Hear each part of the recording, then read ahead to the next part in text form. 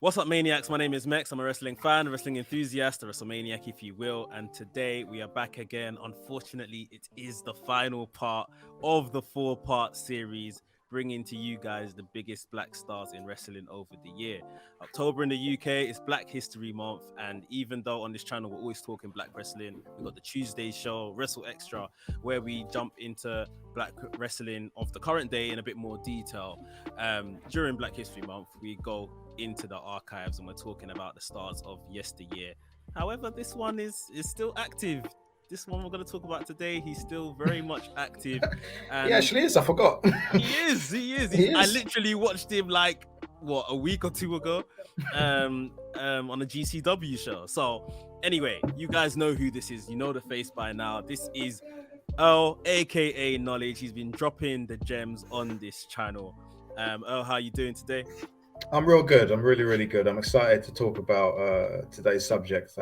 I don't really talk about him that often, so like, I'm actually quite excited to get involved in this one today. Good. No, definitely someone that I only really started learning about within the last 2 years when I got more of an interest in the fandom of wrestling and stuff. Went back and watched his old stuff, watching his current day stuff, like I said. So yeah, I can't wait to talk about this. And the crowd are probably thinking you guys are teasing us. So we're gonna get to who it is in a second, guys. Okay. Do the usual stuff, like the video, subscribe to the channel if you're new here, share the video and all of that kind of stuff. And you're probably thinking the biggest star of the 2000s, oh, it must be The Rock, oh, it must be Booker T. Again, we have moved away from the obvious. Those guys, life and everything has pretty much been documented. I'm sure you guys watching probably know those stories in a lot more detail anyway. Yeah. So again, we're gonna choose like a pioneer for a certain style of wrestling, you can almost say. So without further ado, Al, who are we talking about? Who's the biggest star of the 2000s? Okay. We're going to talk today about Mr. Two Cold Scorpio, aka the Black Kazuma, Yes. aka Too Old Scorpio. He went by that name too. Like, what's he like nowadays? I haven't seen him wrestle in ages. What was he like? What's he like at GCW? He's still very fluid, man. Like, obviously the age is, you can see it's setting in, Yeah. but he's still coming doing that the back front flip thing off the top rope. He's still running with that. Like, honestly, to see him go now is just a testament to, even just our genes. Black people always get told about how good their genes are. Like, this guy, he looks like he's getting there, but he looks good. He's doing the job. I've only seen gifs of his matches. I haven't watched one of his matches since he's had the GCW run, but he looks the same as he did 15 years ago, really. Like, he looks pretty good. Like, I want to talk about Scott. Like you said, I don't want to talk about The Rock. Anyone can do that. And, people can find information about Booker T or Bobby Lashley anywhere. Booker T had that Lifetime documentary, not Lifetime, it was a History Channel thingy. So, not too long ago. yeah, the WWE A&E producer. or something, or A&E, sorry, it was an A&E one that was 2 hours, and so people can go and find that. But I want to talk about Scorp because Two Cold Scorpio truly was a pioneer, not just in black wrestling, but it's American wrestling in general. He was actually one of the best pro wrestlers in the world throughout the 1990s. He was such a good wrestler. So, like, this should be cool. Like, when was so you said you've gone back and you've watched a bit of Scorp. Like, what do you think? Yeah, it's impressive. It's honestly impressive, especially at the time. We will see that kind of style, but it's more with the luchadors and people from the smaller, like physically smaller of stature. While Scorpio is not like a small guy per se. He's not a small guy. He's a big guy. He had a rep for being a small guy back in the day. They say he was a small guy. Not at all. So like, this is someone that kind of captured me when I started learning about him. Again, I can't remember, it might have been Skillet, shout out Skillet, that kind of introduced me to him and what stuff that he's done. And then I went and looked and watched a lot of his some of his old stuff, some of his stuff from Japan, and then, like I said, the GCW current day stuff, and I'm impressed. Yeah, he was a really he was in the discussion throughout periods in the 1990s as being, who was the best wrestler in the United States. He was always in that conversation. Yeah. However, other talent in that period was just absolutely phenomenal as well, but he was always in the conversation. He started in the 80s. He's from Colorado. I think he's from Denver, Scorpio. His name's Charles Skaggs. I think his middle name is Bernard, but don't hold me to that. I think it's Charles Bernard Skaggs, and he was born in 1965, I think. But that's just Pro Wrestling Illustrated stuff that I remember from back in the day when I was a kid. But he was on the independents for years. It was Vader who got him into New Japan. Him and Vader were best friends for years. Forever they were best friends. And Vader got him into the Japanese dojo. And that's when Scorp really learned how to wrestle. That's when he really learned that technical style. And he was a break dancer before then. And he could do really cool flips and he could do all sorts of stuff. It makes sense. I never knew that. He was a break dancer. So he did things that you could see if you watched Lucha Libre back in the day. But back then, Lucha Libre was not accessible to regular people like myself or regular people in the United States. If you had Televisa, like one of those Spanish channels, you get Lucha Libre back then. But majority of people didn't watch that. So like his big break, here I am 4 weeks in, and I'm going to talk about Bill Watts again. Bill Watts. You love it.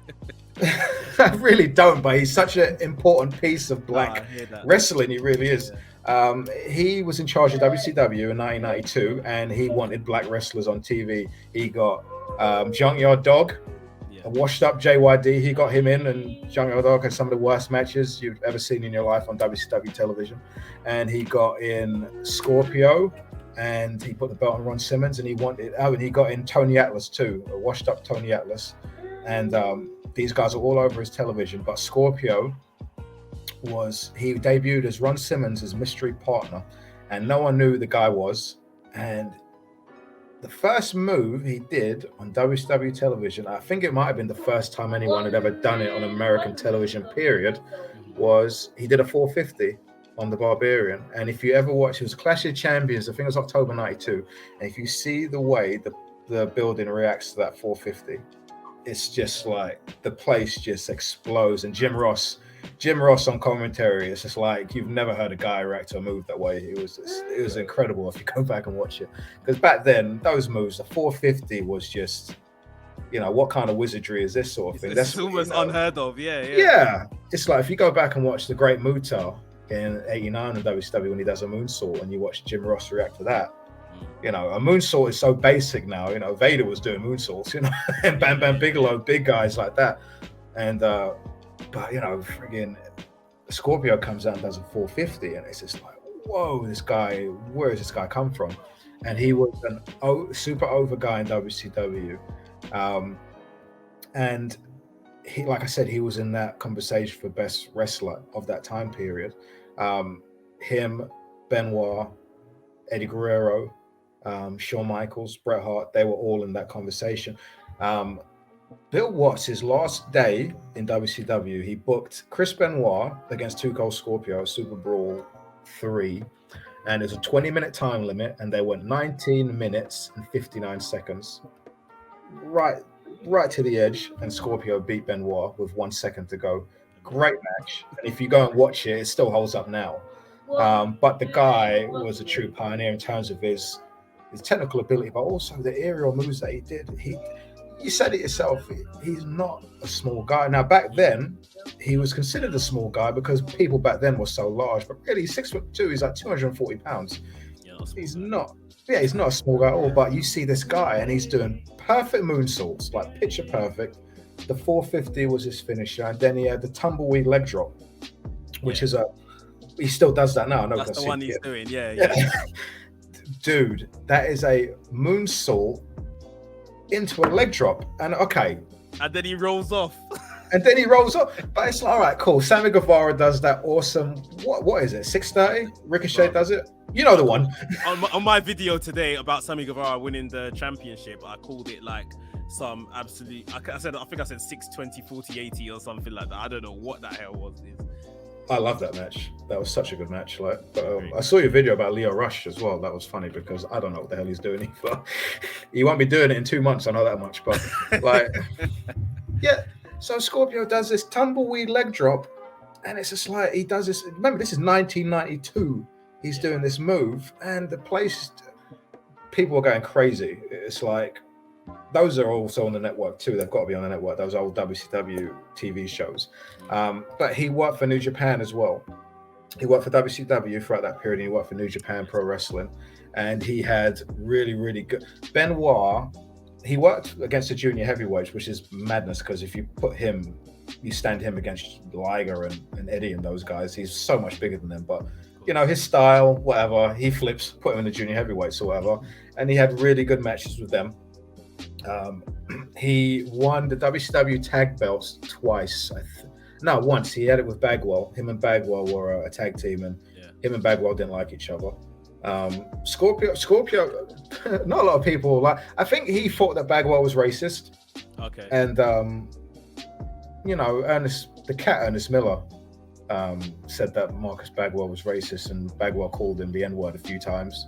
And that's when you ever hear the story about Ernest Miller beating up Marcus Bagwell at Nitro years ago. It was because of that. And Scorpio didn't like Bagwell either for that reason. And but he carried Bagwell to a tag belt because Bagwell was really green. And they had a short run as tag belt, but once again they didn't like each other. So I think Scorp was like, get these belts off of us because I don't want to be anywhere near this guy. And he got fired in 1994 from WCW because he failed the drugs test.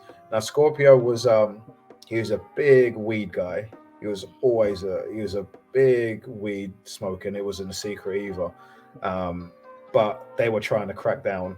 Vince McMahon had been going through the steroid trial, and there was all sorts of revelations coming out about pro wrestlers.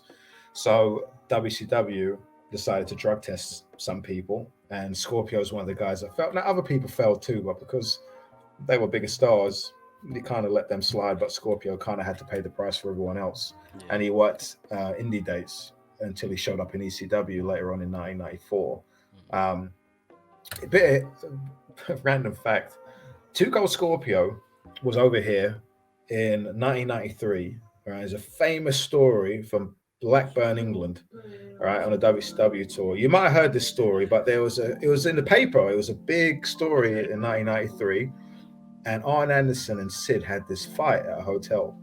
All right, so they were arguing in the bar. Sid used to rub a lot of people up the wrong way. A lot of people couldn't stand the guy, and Arn cut him down in the bar, just totally verbally abused him. So anyway, later on in the hotel, Sid knocks on the door, Arn Anderson opens up, and Sid stabbed him. Like, I think he stabbed him about 7 times. And Scott, he stabbed him. He had scissors, super sharp scissors, and he stabbed Arn Anderson 7 times. I think it was 7 times, 7 or 9, it was an odd number. And he stabbed him, and Scorpio was the guy that he was next door.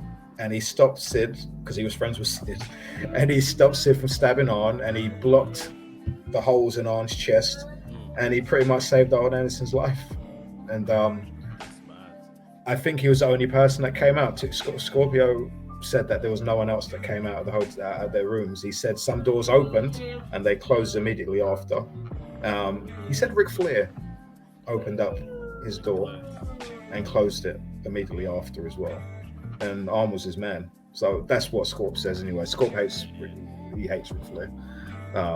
To this day, I think he hates Ric Flair. But so that's one story about Scorpio that comes to mind. He was the guy that stopped Arn Anderson from being murdered by Sid Vicious in 1993. And he got fired. You never heard that story? No. Yeah, it's in the paper and stuff. It was a crazy story. There was a few stories back then with wrestlers, you know, that plane ride from hell stuff, that wasn't a one-off. That happened a lot. It really did. Scorpio went to ECW after that, and he was just, Paul Heyman knew how to book. He knew how to book black wrestlers. He let them be who they wanted to be, and he knew that Scorpio was a diamond, and he let Cold Scorpio just go out, and he had amazing wrestling matches with Benoit, with Dean Malenko, with Eddie Guerrero. There's the ECW period in 1995 where it became more than just hardcore wrestling. And they got really good pro wrestlers in to have really good the best wrestling in the world came to ECW. So Cold Scorpio had amazing matches with Eddie Guerrero and Dean Malenko. And Benoit, and a few others. They had tag matches together. He broke Taz's neck. You ever heard the story about Taz breaking his neck? Yeah, he broke Taz's neck. Taz was off for a year because he was in a tag match. It was him and Sabu against Dean Malenko and Two Cold Scorpio. And it was a spike power driver, and Scorpio came off the top rope and he hurt Taz. Some people say it was a receipt and he did it on purpose. He says he didn't. I'll take his word for it, but a lot of people said that it was a receipt and he did it on purpose because people didn't like Taz back then. I knew he broke his neck, but yeah, I didn't know the cause. Yeah, Taz used to rub people up the wrong way because he lived that gimmick. You know, he really did. He was that character that he was on TV. He was that guy 24/7, and you know, he used to, like, New Jack couldn't stand the guy either. Actually, we spoke about New Jack last week, but he won the ECW tag belts twice with the Sandman, and they had this great act where Sandman had that amazing entrance with the song, with the Enter the Sandman by Metallica and the beer and the cigarettes, and Scorpio was right there with him doing the whole thing, and they had really good tag matches actually. Scorpio was a party guy, big time party guy in ECW. If anything, he's a party with New Jack. You hear about Ric Flair in the helicopter. Scorpio used to do this thing where he would play the piano with his in hotels, if you know what I mean. Yeah. He'd get out and he'd whack and he'd play the piano with his piece in front of everybody. You know, wrestling was different back then. They found it hilarious anyway. I still hear stories about Two Cold Scorpio doing that, you know, to this day. But so yeah, Scorpio, he was in ECW and he was there for 2 years. Had a really good run, TV champion too. He had a good run as TV champion. He had some really good matches with Shane Douglas. He had a match with Chris Jericho where he done a shooting star press. It's the only time he ever done a shooting star press, but he beat Jericho in Jericho's final ECW match. And it was in August 96, and he pinned him there. Fantastic matches with Sabu, like 30-minute draws all over the place. Yeah, they had absolutely fantastic matches like in ECW for the ECW TV title. But WWF called and they offered him go on, because this is where, like, you know, it's always like, obviously the climb, like you've been taking us through, and then gets to the WWF for Two Cold Scorpio, and I know a lot of people have told me in the past, even when I've asked what happened, and everyone's just like, it kind of just went downhill. They lumber him with a gimmick or something like that never quite worked, or... Actually, before I say that, I just want to clarify something, and I think it's really important because it irritated me when I watched it. That Dark Side of the Ring episode in Korea, did you ever see that one? Yeah. Okay, there was a story about Scorpio beating up Hawk on the bus, and Scott Norton said the only reason why Hawk got beaten up was because he was on medication, because he had hepatitis B. Hawk didn't have hepatitis B till years later. Scorpio just beat the guy up. Just want to put that out there, because Scorp was a badass, like, and you know, people didn't mess with Scorp. So I'm not saying that Hawk wasn't, but yeah, I just want to put that out there. But WWF, okay, so he went to WWF, and they gave him a gimmick. He was a blaxploitation pimp called Flash Funk. Yeah, and he had a jumpsuit. And he had these boots and these flashy colors, and he had this ring entrance. You know what it was, all right? If you look at that period, Vince McMahon will give these black wrestlers these really stereotypical gimmicks, and he'd done it for years anyway. Yeah. And you know, he'd done it for years, whether you were a Zulu warrior or you were, you know, a rapper or whatever. In this case, he didn't have a pimp. He hadn't had a pimp for a while. So Scorp was a pimp, and he came out with two girls. They were the Funkettes, but I guess they were hoes or whatever. In reality, you know, that's what they were. And so he was, as soon as he walks out on TV, he does a moonsault from the ring post to the floor on Vader. Vader caught him, right, and it looked amazing. And he debuted at Madison Square Garden. And as soon as he walked out, people knew he was. He's Two Cold Scorpio. He was on WCW TV for years. It so happens that they wanted to give him a different name, as they did back then, and still do. As they do somewhat. now. Yeah, they still do now. But there was a thing in that period where Vince McMahon, for whatever reason, did not like wrestlers that did too many high spots. And to this day, Vince McMahon does not like high spots. You can see the wrestlers that like Ricochet. You'll have two moves that you can do throughout the match. You can't do anything more than that. And Scorpio, I think, was a part of that because Jim Ross signed two Cold Scorpio. I don't really know if Vince McMahon really wanted him, but Jim Ross had worked with him in WCW, knew how good he actually was. Okay. So he got him in. So I don't know if Vince was really married to the idea of having Scorp on his TV anyway. But he got him. He got over. But if you're over and the guy doesn't want you over, what does it really matter? Yeah. You know? And he was just a prelim guy. He did jobs for everyone. He was always on TV because he made guys look good. Because he was good, and he'd always put guys over really strong. But he just didn't have a good run there. And he was earning more money, and his drug use got really out of control as well. But I don't think that was the main reason why he didn't do well, because a lot of guys during the Attitude Era had massive drug problems. I just think that with Scorp, it was one of the things, but I just don't think that he was really ever wanted there per se.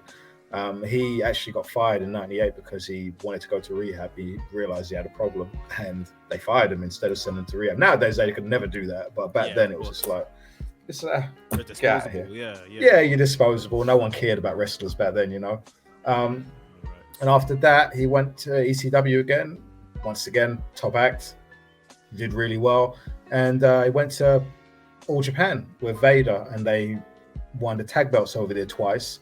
But then the All Japan split happened where Masawa left and took all the top guys with him, and they formed Pro Wrestling Noah, and Vader and Scorpio were two of the acts that went over there, and he was in Pro Wrestling Noah till 2006. He won tag belts with Vader and Doug Williams. Randomly, Doug Williams and Scorpio were Pro Wrestling Noah, the GHC tag team champions.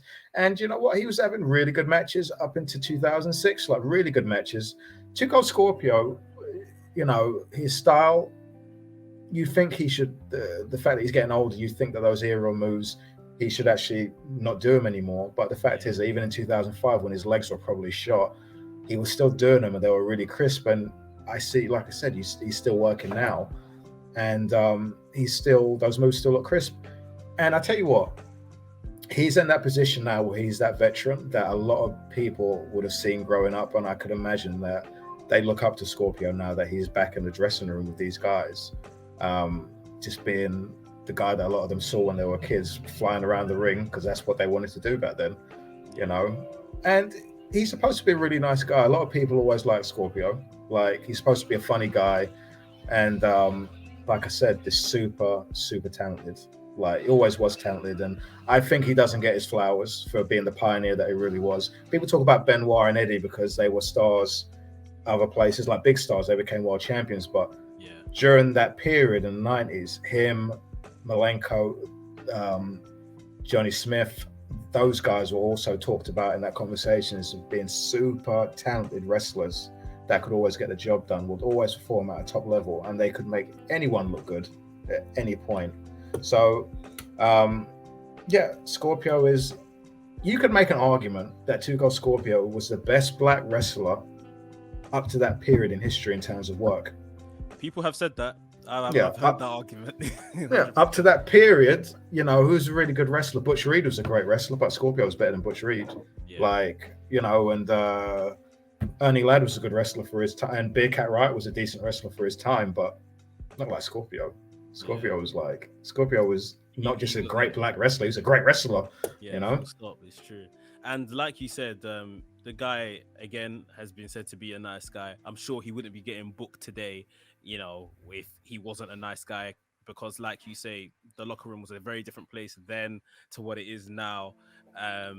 Now you could say everyone is a bit more sensitive, a bit more softer with the locker room, and there's a lot more in the way of legislation anyway to catch people out if they are acting up and all of that kind of stuff. So the fact he's still getting booked, he's still on show. GCW is slowly becoming like one of the bigger indies as well, and he's regularly on their show, even if it is doing the jobs like you say to put over like a younger talent or whatever.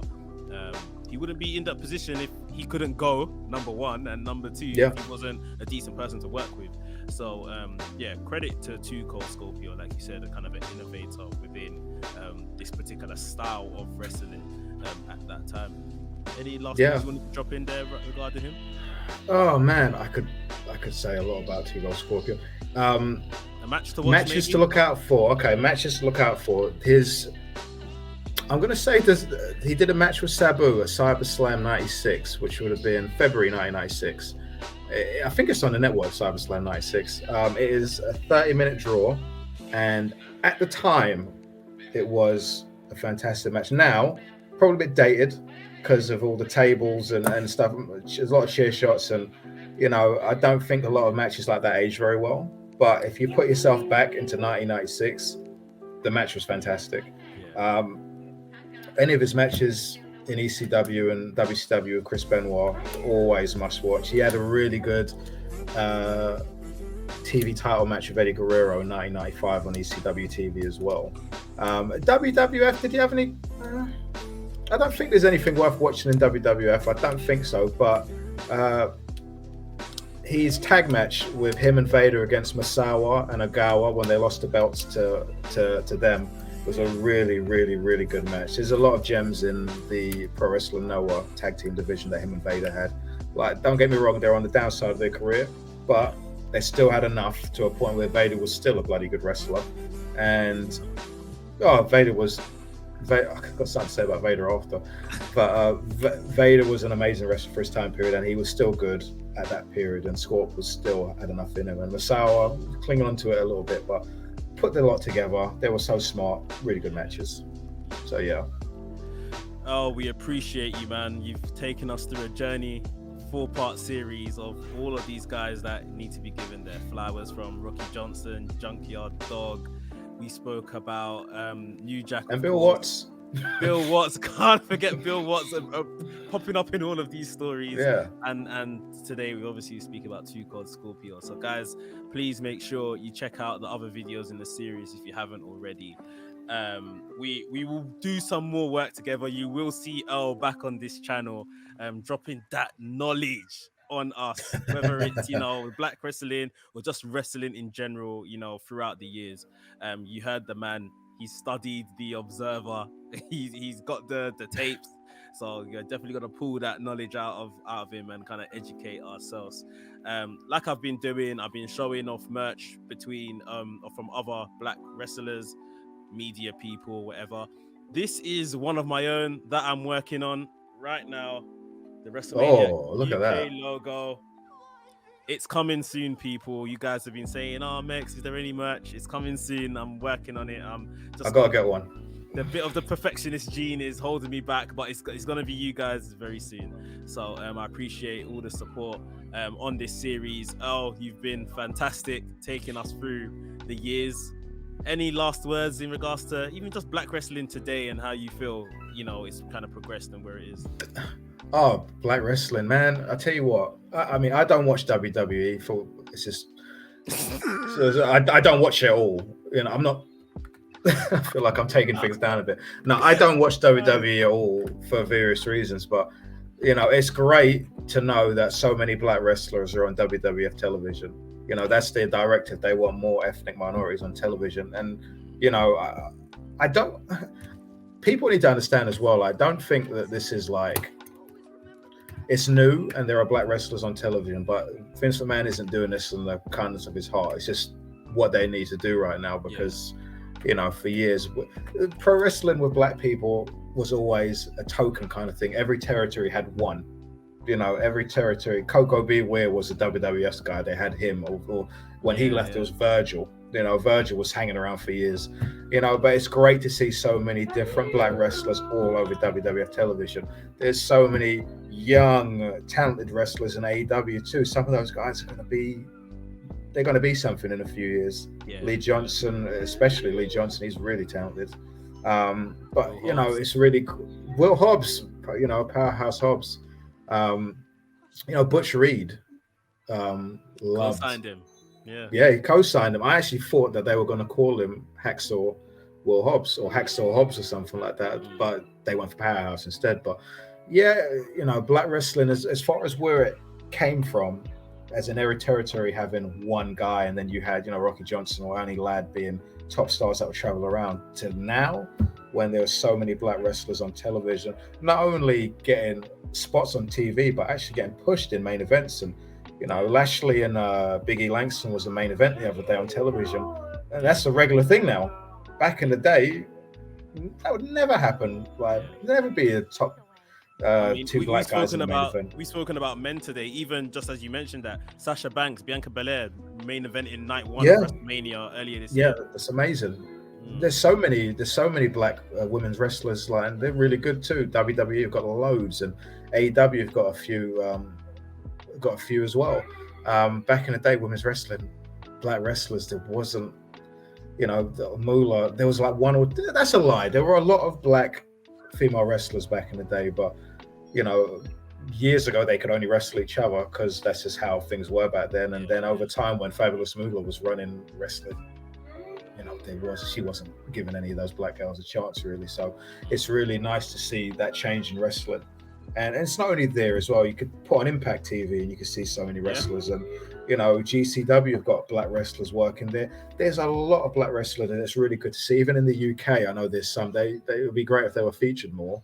Yeah. But you know, Michael Oku, Roy Johnson, you know, great guy, and they're doing things out here. And you know, there's going to be more as well because you know, the more black wrestlers, Warren Banks, the more black wrestlers that are on television means that more young people potentially might want to become pro wrestlers, and that is a great thing for our future as well as the wrestling business as well. So yeah, no, that's a great place to kind of leave it off. But guys, that's us celebrating, you know, Black History Month on this channel.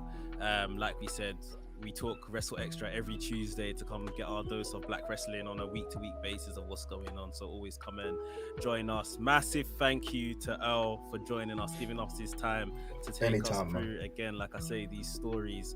And yeah, guys, comment down below your favorite story in regards to Too Cold Scorpio, what you learned from Too Cold Scorpio story today.